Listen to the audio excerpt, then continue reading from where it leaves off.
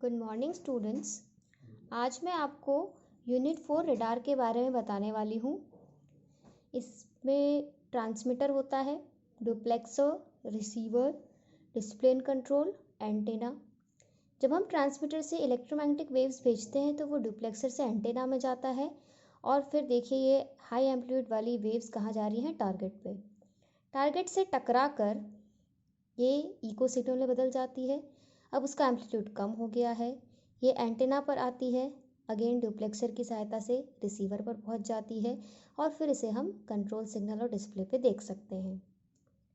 अगर हम common antenna use कर रहे हैं तो हमें डुप्लेक्सर का उपयोग करना पड़ता है।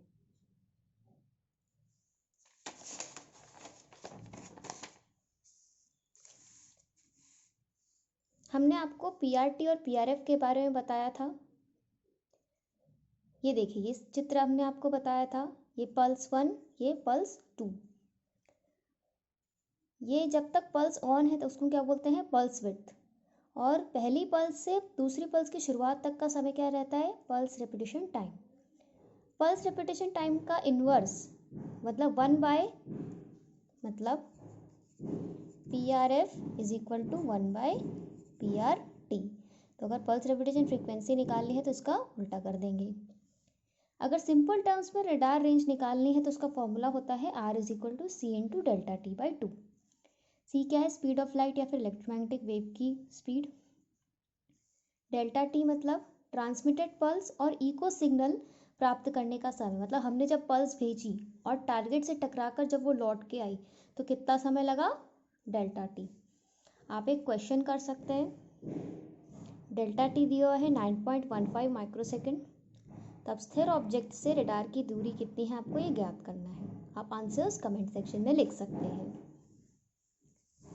इसके बाद मैंने आपको मैक्सिमम अनएम्बिगियस रेंज और मिनिमम यूजेबल रेंज भी बताई थी। आप इस चित्र में देख सकते हैं, हमने सबसे पहले एक पल्स भेजी जिसे हम फर्स्ट ट्रांसमिटेड पल्स कह रहे हैं। फिर हमने कुछ समय बाद दूसरी पल्स भेज दी। अब ऐसा हो सकता है कि टारगेट हमारा बहुत दूर है, तब उसका लौट के आने वाला सिग्नल जिसे कहते हैं reflection of first transmitted pulse दूसरी भेजी हुई पल्स के बाद में आ रहा है। तो इससे क्या हो जाएगा, हमें कन्फ्यूजन हो जाएगा कि ये जो लौट कर आने वाली पल्स है पहले से आई या फिर दूसरे से आई। इस सब को मद्देनज़र रखते हुए मैक्सिमम अनएम्बिगियस रेंज डिसाइड किया गया। इसका फॉर्मूला होता है R max is equal to C speed of light divided by 2 into PRF pulse repetition frequency. अब एक और कंडीशन हो सकती है कि टारगेट बहुत पास में है, हमने पहली पल्स भेजी थी कि वो टारगेट से लौट कर आ गया, तो ऐसा भी नहीं होना चाहिए कि डिटेक्ट ही ना हो पाए। तो R मिनिमम क्या है, C into pulse width divided by 2। इसमें भी आप एक क्वेश्चन कर सकते हैं कि ट्रांसमीटर की पल्स विड्थ का समय है 2 माइक्रोसेकंड, पल्स रेपिटेशन फ्रीक्वेंसी दी गई है 1 किलोहर्ट्ज, तब आपको मैक्सिमम अनएम्बिगियस रेंज और मिनिमम यूजेबल रेंज पता करना है। अब हम ज्ञात करते हैं रडार रेंज इक्वेशन। ये सबसे इंपॉर्टेंट है, एग्जाम में आता है।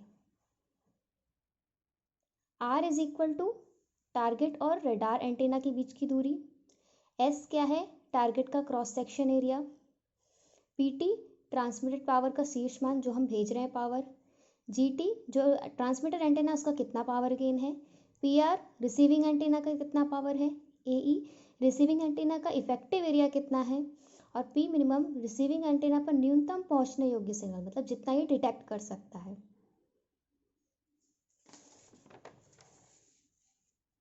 अब आपको पता है ओमनी डायरेक्शनल एंटेना की पावर डेंसिटी होती है, कितना पावर भेज रहे हैं, डिवाइड बाय 4πr²। R यहाँ पे क्या है, रडार की रेंज के टारगेट। पर हमारा जो एंटीना होता है वो डायरेक्शनल होता है, तो डायरेक्शनल एंटीना के लिए क्या करना पड़ेगा, हमें गेन मल्टीप्लाई करना पड़ेगा। इसलिए पावर डेंसिटी कितनी हो गई, PT into GT by 4πr²। ये क्या है, पावर डेंसिटी, मतलब यूनिट क्या है, वॉट पर एरिया। अब जब ये सिग्नल हमने यहाँ से भेजा वो टारगेट तक पहुँचा, अब टारगेट का इफेक्टिव एरिया क्या लिखा था हमने, S।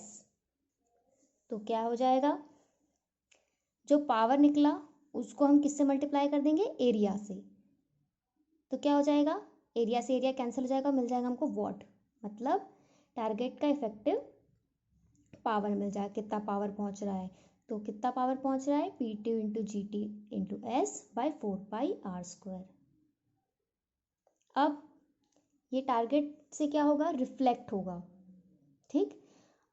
अब क्या होगा, पावर डेंसिटी हमें निकालनी है, तो नई power density P dash receiving antenna पर क्या हो जाएगी, P, मतलब ये जो पावर अभी निकला ये कहाँ पे पहुंच गया था, टारगेट पे पावर अभी निकाला, ये जो P हमने निकाला कहाँ निकाला, टारगेट पे।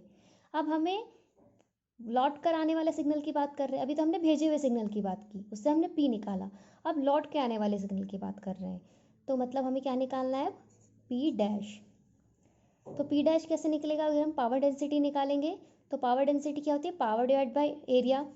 अब पावर क्या हो गया, P डिवाइडेड बाय एरिया क्या हो जाएगा, 4πr², क्योंकि R तो यहाँ पे सेम है, इसीलिए अब क्या पावर डेंसिटी हो गई, P बाय 4πr²। P हमने पहले ही निकाल लिया था, उसको इसमें पुट कर देते हैं तो हमको कुछ इस प्रकार की वैल्यू मिल जाती है। अब रिसीविंग एंटीना इको सिग्नल का कुछ भाग एब्जॉर्ब या अवशोषित कर लेता है, यह इफेक्टिव एरिया के समानुपाती होता है। तो हमारा जो रिसीवर एंटीना है पूरा पावर तो एब्जॉर्ब नहीं करता, कितना पावर एब्जॉर्ब करेगा, P डैश इंटू AE। अब AE क्या है, इस रिसीवर एंटीना का इफेक्टिव एरिया, इसलिए हमने मल्टीप्लाई कर दिया और वैल्यू पुट करने के बाद हमें कुछ इस प्रकार वैल्यू मिली। अब रडार की मैक्सिमम रेंज पाने के लिए हम रिसीव्ड इको सिग्नल का न्यूनतम मान रखते हैं, मतलब कि अगर हम मैक्सिमम रेंज चाहते हैं तो जब बहुत दूर सिग्नल जाएगा तो लौट कर भी कम सिग्नल आएगा, इसलिए हमें रिसीवर कितना न्यूनतम सिग्नल डिटेक्ट कर सकता है, तो PR is equal to P minimum रख देंगे। तो हमारे इक्वेशन में हम PR को क्या रख दिए, P मिनिमम। अब हम इसको एक और बार सॉल्व कर लेते हैं, P मिनिमम को इधर ले जाते हैं, R मैक्स को इधर ले जाते हैं और उसके बाद R मैक्स की वैल्यू निकाल लेते हैं। ये 4 क्या हो गया यहाँ पे, 1/4, यही मेन इक्वेशन है। अब हम इसे और सॉल्व कर सकते हैं, क्यों, क्योंकि ट्रांसमीटर और रिसीवर का एंटीना क्या है, कॉमन है, तो ट्रांसमीटर का गेन कितना हो जाएगा, GT, और रिसीवर का इफेक्टिव एरिया क्या है, EA। तो इन दोनों का जो इक्वेशन है वो क्या हो जाएगा, GT is equal to 4πAE by λ²। Lambda क्या है, ऑपरेटिंग वेवलेंथ, तो यहाँ से AE निकाल लेंगे, क्या हो जाएगा, GT इंटू λ² बाई 4π। अब इक्वेशन 2 को किस में पुट कर देंगे, इक्वेशन 1 में, देखिए, ठीक। तो इससे क्या हो जाएगा, हमें इस प्रकार की इक्वेशन मिल जाएगी, इसे हम फाइनल इक्वेशन बोल सकते हैं। अब आप एक क्वेश्चन करके देखिए, रडार की ऑपरेटिंग फ्रीक्वेंसी 10 गीगाहर्ट्ज़ है, मैक्सिमम पावर जो PT है वो है 600 किलोवाट, एंटीना का इफेक्टिव एरिया AE दिया है 5 मीटर स्क्वायर, टारगेट का इफेक्टिव एरिया S दिया है 20 मीटर स्क्वायर, और मिनिमम पावर जितना रिसीवर डिटेक्ट कर सकता है P मिनिमम दिया है 10⁻⁻13 वाट। अब आप मैक्सिमम रेंज याद कीजिए।